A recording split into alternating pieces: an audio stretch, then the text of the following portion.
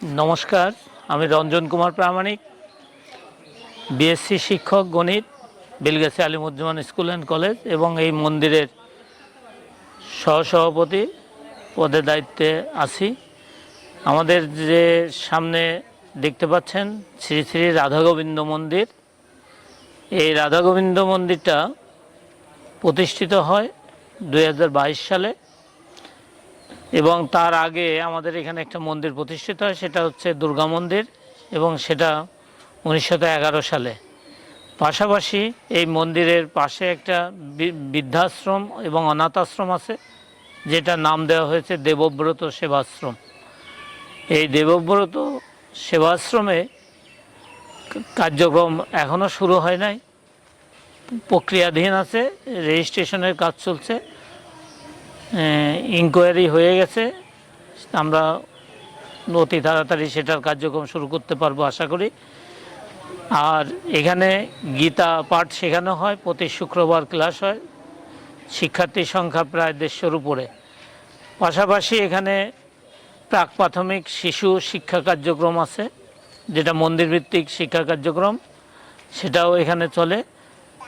এবং এখানে বছরের যে অনুষ্ঠানগুলো, ধর্মীয় অনুষ্ঠান, যেমন শ্রীকৃষ্ণের জন্মাষ্টমী, রাধা অষ্টমী, সরস্বতী পূজা, এই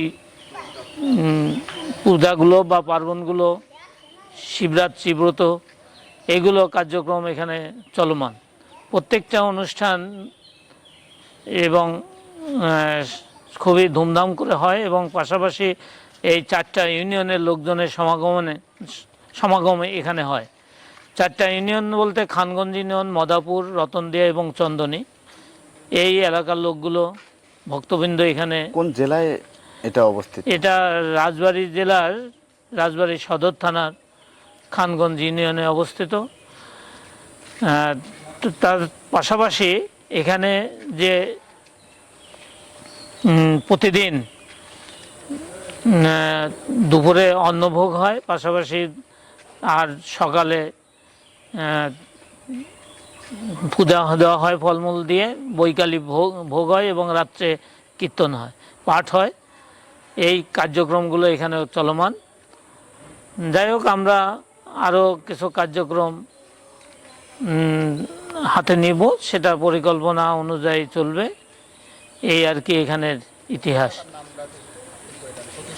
নমস্কার সবাইকে। প্রতিষ্ঠাতা কে? এখানে মন্দিরের প্রতিষ্ঠাতা ডাক্তার জেসি সাহা এবং তার সহধর্মিণী ডাক্তার দীপ্তি প্রামাণিক।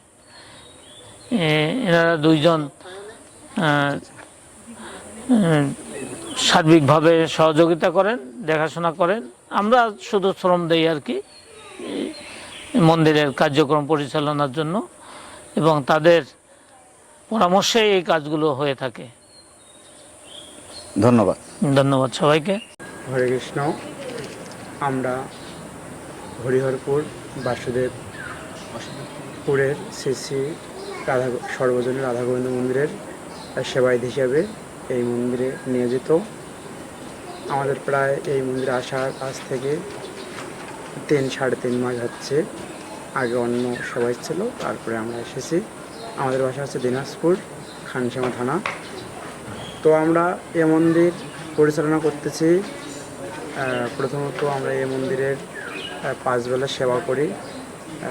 সকাল 4:30, ভোর 4:30 থেকে মঙ্গল আরতি, তারপরে 9টার দিকে অর্চন, মধ্যাহ্নকালীন অন্নভোগ এবং বৈকালিক ভোগ, তারপরে সন্ধ্যা আরতি। এভাবেই আমরা সুন্দরভাবে এই মন্দির পরিচালনা করতেছি। এবং আমাদের সকালবেলা অনেক ভক্ত হয়, অর্চনের সময় ভক্ত হয়। দুপুরবেলা প্রায় আমাদের 3 থেকে 4 কেজি চাল রান্না হয় এবং প্রায় 20 থেকে 30 জন ভক্ত প্রসাদ পায়। এবং সন্ধ্যাবেলা আমাদের প্রায় 20 থেকে 25 জন বা 50 জন এরকম ভক্ত হয়। আর বিভিন্ন রকমের আমরা প্রসাদ করি, এভাবেই প্রসাদ দেই। আর বিশেষ করে এ মন্দির আমাদের পরিচালনা করে আমাদের অধ্যাপক ডক্টর জেসি সাহা ও আমাদের অধ্যাপক ম্যাডাম দীপ্তি ডাক্তারনী, এবং এই বাসুদেবপুর ও হরিহরপুরের সকল ভক্তবৃন্দরা মিলেই এই মন্দির পরিচালনা করে। তো আমরা